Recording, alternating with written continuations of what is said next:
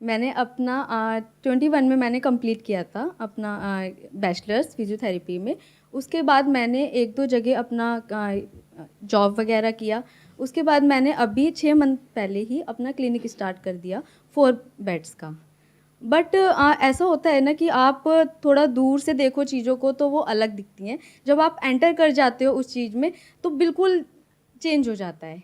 वही मेरे साथ हुआ, ठीक है। मैंने जब स्टार्ट करा था 6 मंथ पहले, तो मेरा ये माइंड मेकअप था कि मैं 6 मंथ के बाद एक और ब्रांच स्टार्ट करूँगी। बट अभी ऐसा है कि मतलब अभी मेरा यही नहीं चल रहा सही से। लाइक इतना है कि मैं रेंट भी पे नहीं कर पा रही। आपने कितनी इन्वेस्टमेंट करी थी इस क्लिनिक में? सर स्टार्टिंग में मैंने 2.5 लैक्स की।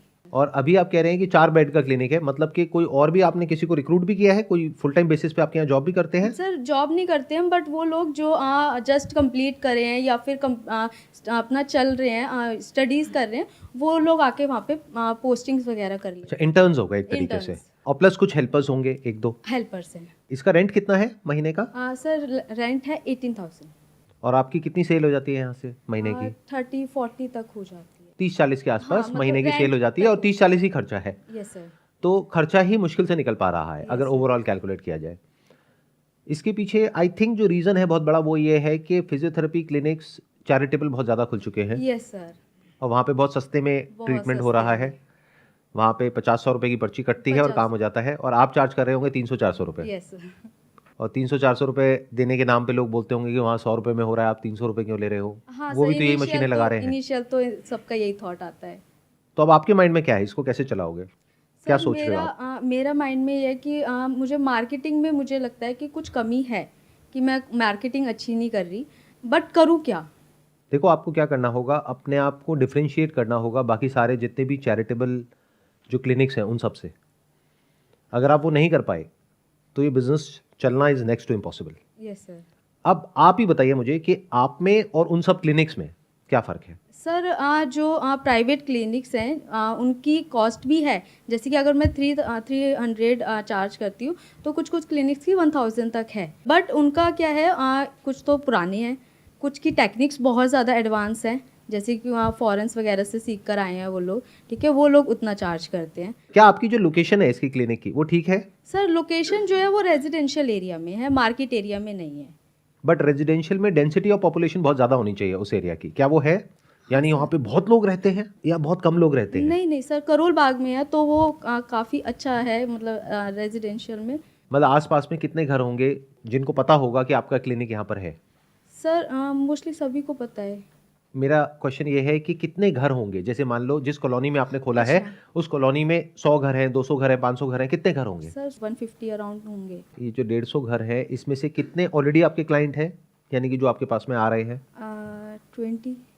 अगर कोई आपके पास में आता है, मान लो यहाँ पे किसी को बैक पेन है, नेक पेन है, वो आपके पास में आया, तो ऐसा क्या अलग है आपके क्लिनिक में, जो भी चैरिटेबल सर क्लिनिक्स हैं उनसे अलग क्या है? अमाउंट कम है और फैसिलिटी ज़्यादा है। अमाउंट कम कहाँ है? कितना चार्ज कर रहे हो आप? 300-400 चार्ज कर रहे अगर हो ना? मैं 300 करती हूँ और अगर किसी को नीड होती है तो वो 200 भी चला जाता है। देखो, नीड का प्रॉब्लम क्या है यहाँ पे कि कोई इंसान आएगा आपके पास में जिसकी गाड़ी होगी 20 लाख रुपए की और वो कहेगा कि मैं आपको 300 नहीं दे सकता, मैं तो 150 ही दूंगा। यहाँ पे लोगों को पता नहीं क्या मज़ा आता है सामने वाले के पैसे मार करके, या सामने वाले को कम पैसा दे करके उनको एक किक मिलती है। या उनको ऐसा लगता है कि पता नहीं मैंने क्या उखाड़ लिया है, यस जबकि ये घटिया हरकत है बिल्कुल। कि भाई अगर आप अफोर्ड कर सकते हो, आप भी पैसा नहीं दोगे तो जो बेचारे नहीं कर सकते वो तो दे ही नहीं सकते, तो बिजनेसेस चलेंगे कैसे? राइट। बट ये मेंटालिटी है मेंटालिटी जो धीरे धीरे चेंज होगी। तो आप ये कह रहे हो कि आपका जो प्राइस है वो नेगोशिएबल है, फिक्स नहीं है। नहीं। एक तो इसको चेंज करना पड़ेगा, you have to make it fixed.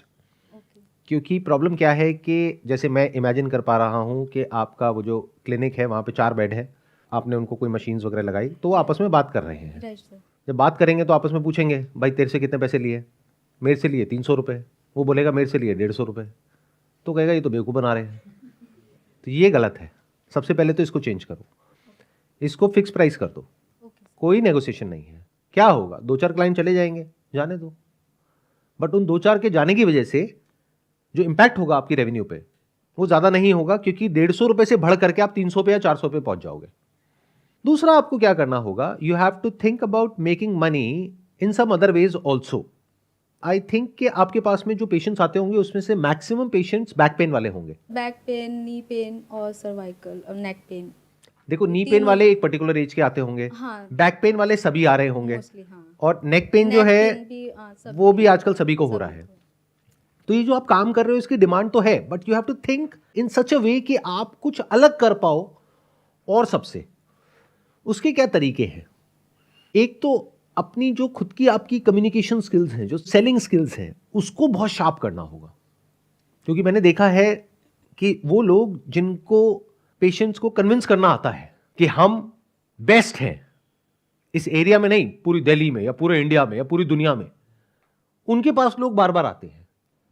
आपने एक तो बैचलर्स किया हुआ है, मास्टर्स नहीं किया हुआ, तो सर, साथ में मास्टर्स भी मेरा चल रहा है। मास्टर्स अभी चल रहा है, इसके साथ में कुछ सर्टिफिकेशंस ले सकते हो। सर ले रखे हैं। इंडिया से या इंडिया के बाहर से? इंडिया से। इंडिया के बाहर से ले लो, ऑनलाइन आजकल मिल जाती है सर्टिफिकेशंस। मान लो एक छोटा सा सर्टिफिकेट कोर्स है 1 महीने का, यूएस से, एक यूके से, तो आप दिखा सकते हो कि मैंने यूएस से, यूके से पढ़ाई करी है। कहाँ से करी है? ऑनलाइन करी है, बट वो बताने की जरूरत नहीं है कि मैंने ऑनलाइन करी है। वो पूछते हैं, वो सर्टिफिकेट देख लेते हैं, राइट, वो आप सर्टिफिकेट लगा दोगे और अपने नाम के आगे बड़ा बड़ा लगा दोगे कि यहां से यहां से यहां से ये किया हुआ है। आपको क्या करना होगा, जब कोई उस क्लिनिक में आता है तो एक एलईडी स्क्रीन लगाओ, वहां पर आपकी फोटोग्राफ्स, आपके सर्टिफिकेट्स और जो भी आपने अचीव किया है, अपना बेसिक सा शूट करवा सकते हो, जहां पे आप ट्रीट कर रहे हो पेशेंट्स को अलग अलग तरीकों से। वो मोबाइल से हो जाता है आज की डेट में। वो ऑटो प्ले पे चलता रहेगा और उसके साथ में कोई अच्छा सा म्यूजिक। जैसे ही वो अंदर एंटर करते हैं तो उनको ये फीलिंग आनी चाहिए कि आप उन लोगों से बहुत ज्यादा क्वालिफाइड हैं और आपके अंदर कुछ स्पेशल है। और आप क्या कर सकते हैं, अगेन 2 तरह के रेट्स रख सकते हैं कि अगर आपको मेरे से ट्रीटमेंट करवाना है तो ये चार्जेस हैं, यानी 500 रुपए। अगर मेरे जो असिस्टेंट्स हैं, जो इंटर्न्स हैं, उनसे करवाना है तो 300 रुपए। इससे क्या होगा कि उनके माइंड में एक अलग ही इमेज बन जाएगी आपकी। देखो क्या होता है लाइफ में ना, ये बहुत छोटी छोटी चीजें होती हैं बट समझनी बहुत जरूरी होती है। जब कुछ चीजें हमको नहीं मिलती है ना तो उसकी इंपॉर्टेंस बढ़ जाती है। जैसे कहीं ऑनलाइन किसी मार्केट प्लेस पे सेल होती है तो हमें पता होता है कि ये स्टॉक 5 मिनट में खत्म हो जाएगा, तो सब लोग पागल हुए पड़े होते हैं। बट अगर उससे सस्ता बिक रहा होता है नॉर्मली तो कोई नहीं लेता है। जैसे लाइफ में जो भी आपको नहीं मिलता है या नहीं मिलती है, चाहे वो कोई चीज हो चाहे कोई इंसान हो, उसी की इंपॉर्टेंस होती है। तो आप एक बैरियर लगा दो बीच में। ये सुनने में आपको ऐसा लगेगा कि इससे आपकी रेवेन्यू कम हो जाएगी, जबकि कम नहीं होगी, बहुत बढ़ जाएगी। मैं आपको क्या कह रहा हूं, देखो आपकी स्ट्रेंथ क्या है कि आपको इसकी टेक्निकल नॉलेज है, आपने पढ़ाई लिखाई करी हुई है, प्लस आपने और जगह काम भी किया हुआ है, तो technically you know how to cure a patient.